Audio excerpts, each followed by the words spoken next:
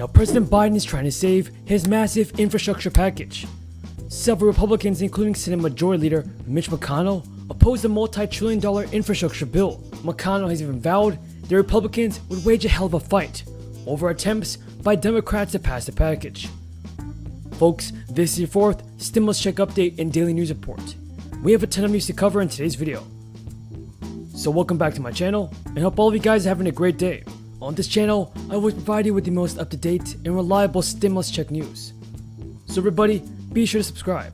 That's why, in addition to the bipartisan infrastructure agreement that I believe we're going to get done, I'm here to make a case for the second critical part of my domestic agenda. It's a combination of parts of my American Jobs Plan that were essential and not included in the bipartisan infrastructure plan, as well as my American Families Plan. So President Biden hits the road again to make the case for the infrastructure deal reached by a bipartisan group of senators in the White House.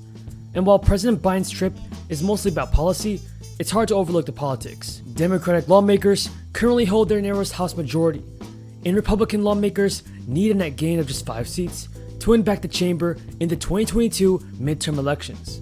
Senate GOP leader Mitch McConnell vowed earlier today the Republicans would wage a hell of a fight over attempts by Democrats to pass a sweeping multi-trillion-dollar infrastructure plan along party lines. What are your thoughts on Mitch McConnell, everybody?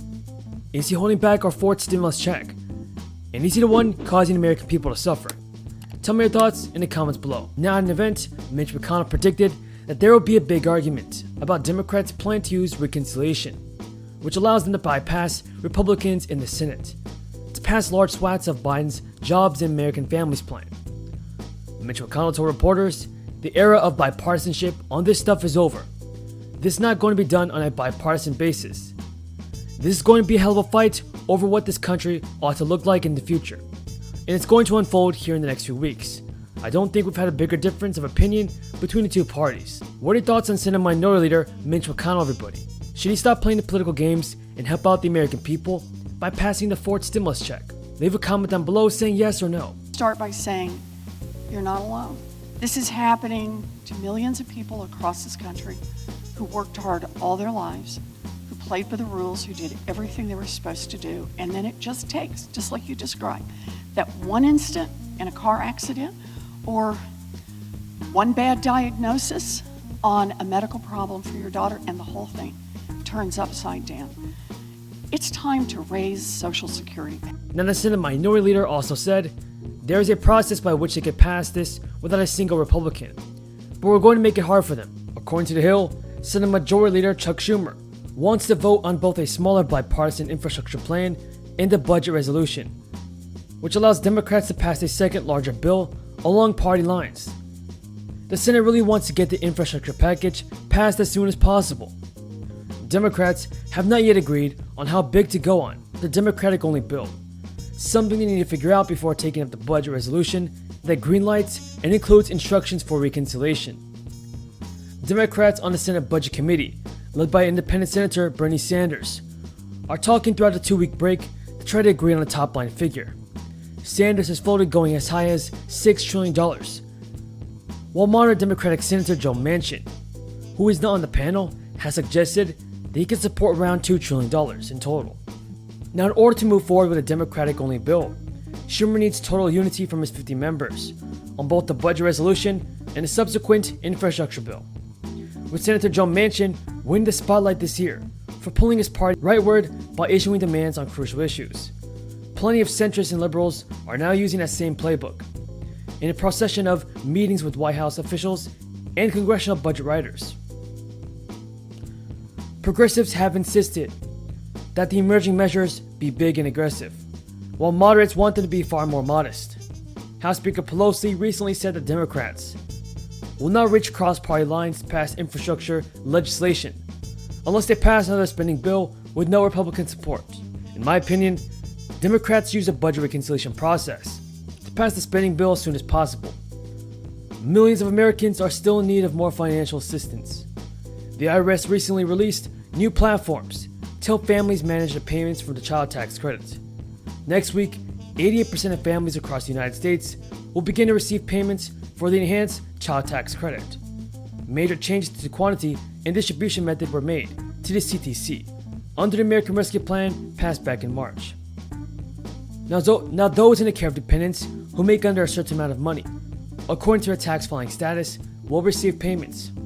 For each child under the age of 6, $300 will be sent, and for all those between the ages of 6 and 17, $250 will be distributed monthly. To assist families in managing their payments, the IRS has launched the Child Tax Credit Update Portal. Folks, I'm really happy that families are going to receive more financial aid very soon, and also hope that lawmakers will pass more stimulus relief for Social Security recipients as well. Thank you so much for watching, everybody. I truly appreciate everyone's amazing support. Until next time, have a great day and stay safe.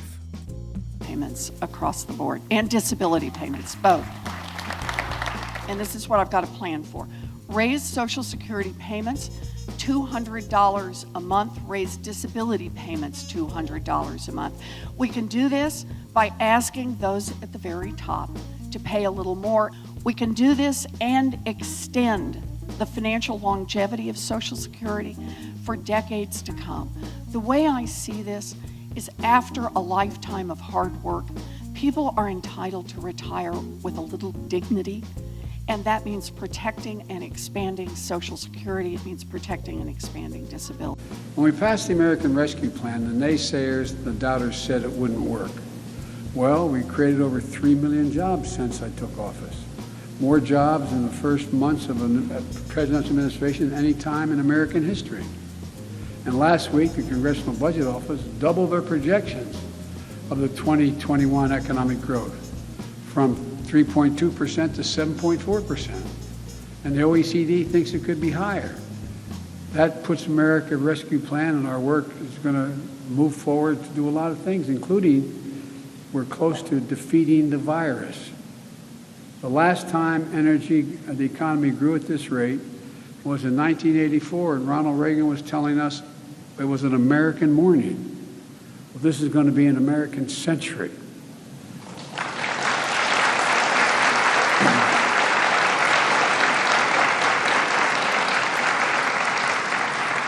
With my American Families Plan and the other elements of the Build Back Better agenda, experts on Wall Street, analysts have said that we'll create millions of good-paying jobs for years and decades to come, not just in the near term. So I'm going to be making the case to the American people until the job is done, until we bring this bipartisan deal home, until we meet the needs of families today and the economy of tomorrow, and we can pay for it. Let me give you a rough example. This isn't, by the way, the plan for infrastructure is paid for. It's paid for. And this plan that I'm talking about, which is really expensive if you add it all up, will get